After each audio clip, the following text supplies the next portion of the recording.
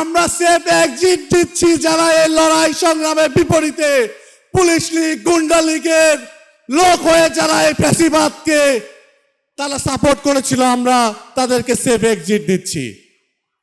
আমরা এখনো আমাদের ভাই শহীদ শরীফ ওসমান হাদির যারা হত্যাকারী, যারা তাকে শহীদ করেছে, তাদেরকে এখনো খুঁজে পাওয়া যায় নাই।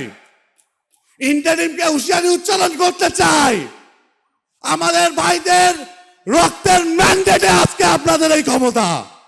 আপনারা যদি আমাদের ভাইয়ের রক্তের বিচার বাস্তবায়ন করতে না পারেন, খুনি ফ্যাসিস্ট হাসিনাকে এই বাংলাদেশের ফিরিয়ে এনে যদি তার ন্যায্য বিচার বাস্তবায়ন করতে না পারেন, আপনাদেরকেও আমরা এই বাংলার জমিনে বিচারের মুখোমুখি করবো ইনশাআল্লাহ। বিএনপির অনেক বড় নেতা আজকে তাদের মুখের বুলি আওলাই গেছে, তারা এখন ভিন্ন কথা বলছে, কারণ ক্ষমতার যে নেশা এটা বড়ই পাগল নেশা। এই নেশা তাদেরকে এমন ভাবে পেয়ে গেছে যে তারা এই ন্যায়ের পথ অবলম্বন করা থেকে দূরে সরে গিয়ে তারাও নব্য ফ্যাসিস্ট হতে যাচ্ছে। আমরা তাদেরকে হুঁশিয়ারি উচ্চারণ করতে চাই, যদি ইনসাফের পক্ষে অবস্থান নিতে না পারেন, আগামীর আসন্ন নির্বাচনে জনগণ তাদের ব্যালটে আপনাদের সমুচিত জবাব দিবে ইনশাআল্লাহ। সবকিছুর ফসল আজকের আমাদের এই নতুন বাংলাদেশ। এই বাংলাদেশ গড়ে তোলার পিছনে আমরা যদি সে সকল বর্দে মুজাহিদদেরকে ভুলে যাই, আমরা বেঈমান হিসেবে প্রতীয়মান হব।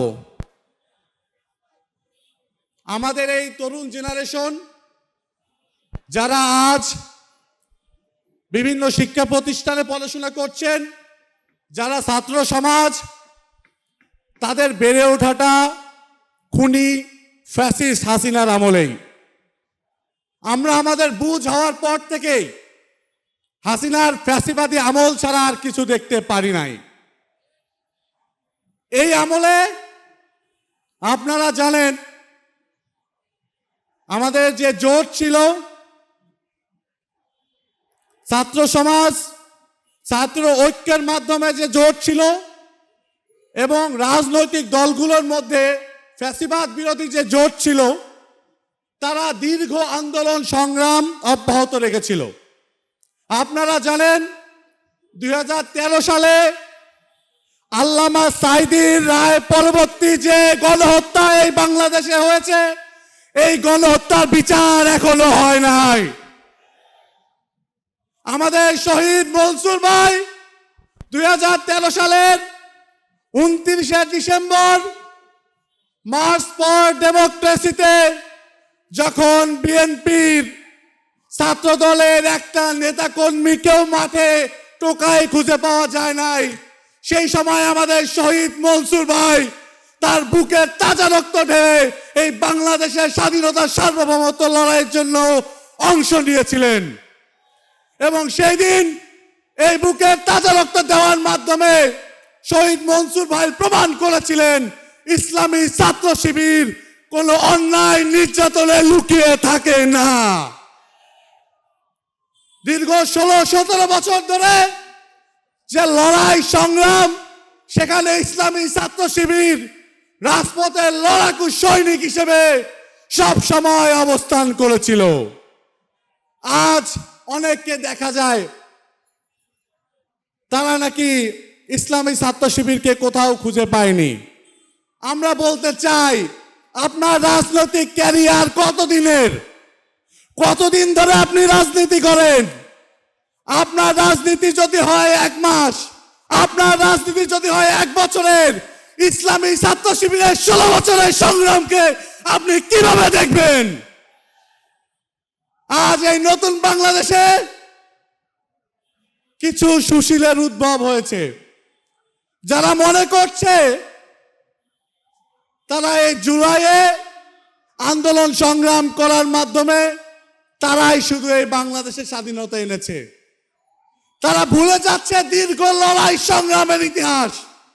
তারা ভুলে যাচ্ছে আমাদের যে সকল ভাইয়েরা রক্ত দিয়েছে, শহীদ হয়েছে, তাদের বাবা মায়ের যে দোয়া, এই দোয়ার কথা তারা ভুলে যাচ্ছে। আমাদের জীবনের একটা বড় লক্ষ্য ছিল, একটা স্বপ্ন ছিল, খুনি হাসিনার পতন আমাদের নিজেদের চোখে দেখা।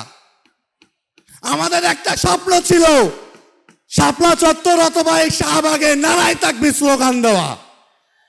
আমরা আল্লাহর অশেষ মেহেরবানিতে আমাদের সেই স্বপ্ন বাস্তবায়ন করতে পেরেছি। এই নতুন বাংলাদেশে দীর্ঘ 16 বছর ধরে যে গুম খুন হত্যা নির্যাতন হয়েছে তার প্রত্যেকটার বিচার হতে হবে। এই বিচার যদি না হয় আমরা নতুন বাংলাদেশকে যেভাবে দেখতে চাই সেভাবে দেখতে পারবো না। আমরা ভুলে যাচ্ছি লড়াই সংগ্রামের ইতিহাস। আমরা সেফ এক্সিট দিচ্ছি যারা এই লড়াই সংগ্রামের বিপরীতে পুলিশ লীগ গুন্ডা লীগের লোক হয়ে যারা এই ফ্যাসিবাদকে তারা সাপোর্ট করেছিল, আমরা তাদেরকে সেফ এক্সিট দিচ্ছি। আমরা এখনো আমাদের ভাই শহীদ শরীফ ওসমান হাদির যারা হত্যাকারী, যারা তাকে শহীদ করেছে তাদেরকে এখনো খুঁজে পাওয়া যায় নাই। ইন্টারিমকে হুঁশিয়ারি উচ্চারণ করতে চাই, আমাদের ভাইদের রক্তের ম্যান্ডেটে আজকে আপনাদের এই ক্ষমতা।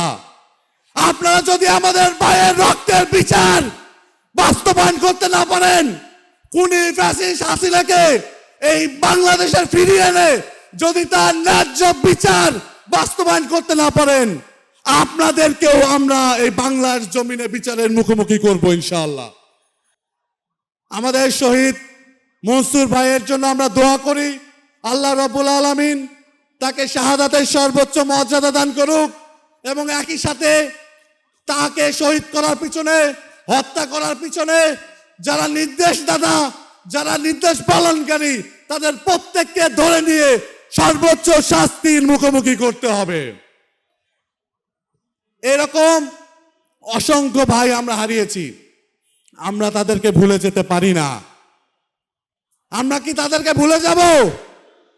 আমরা প্রত্যেকটি আন্দোলন সংগ্রামের ইতিহাসকে জাগ্রত রাখতে চাই। ঢাকা মহানগর উত্তরের শহীদ মনসুর আলী ভাইয়ের জন্য আমরা দোয়া করি এবং তার যারা হত্যাকারী তাদেরকে বিচারের মুখোমুখি না করা পর্যন্ত আপনাদের লড়াই সংগ্রাম জারি রাখতে হবে। এবং শুধু শহীদ মনসুরের ভাইয়ের ক্ষেত্রে নয়, এই দীর্ঘ 16-17 বছর ধরে যারা এই অন্যায় অত্যাচার লুটতরাজ চাঁদাবাজি করেছে, যারা আমাদের ভাইকে শহীদ করেছে, যারা ফ্যাসিস্ট হাসিনার পিছনে তারা শক্তি নিয়োগ করে 16-17 বছর ধরে জুলুম নির্যাতনকে জারি রেখেছে, তাদের প্রত্যেকের বিচারের আওতায় আনতে হবে। আমরা যদি না পারি এই নতুন বাংলাদেশকে, আমরা স্বাধীন সার্বভৌমত্বের বাংলাদেশ আমরা রক্ষা করতে পারবো না। অনেক বড় বড় নেতা আপনারা দেখেছেন যে 13-14 সালে কি কথা বলতো, বিএনপির অনেক বড় নেতা আজকে তাদের মুখের বুলি আওলাই গেছে, তারা এখন ভিন্ন কথা বলছে। কারণ ক্ষমতার যে নেশা এটা বড়ই পাগল নেশা। এই নেশা তাদেরকে এমন ভাবে পেয়ে গেছে যে তারা এই ন্যায়ের পথ অবলম্বন করা থেকে দূরে সরে গিয়ে তারাও নব্য ফ্যাসিস্ট হতে যাচ্ছে। আমরা তাদেরকে হুঁশিয়ারি উচ্চারণ করতে চাই, যদি ইনসাফের পক্ষে অবস্থান নিতে না পারেন, আগামীর আসন্ন নির্বাচনে জনগণ তাদের ব্যালটে আপনাদের সমুচিত জবাব দিবে ইনশাআল্লাহ। সকলকে এই লড়াই সংগ্রামে আগামীর বাংলাদেশ গড়ার জন্য সর্বাত্মক সচেষ্ট থাকার উদাত্ত আহ্বান জানিয়ে আজকে আমার কথা এখানে শেষ করছি। বাংলাদেশ জিন্দাবাদ।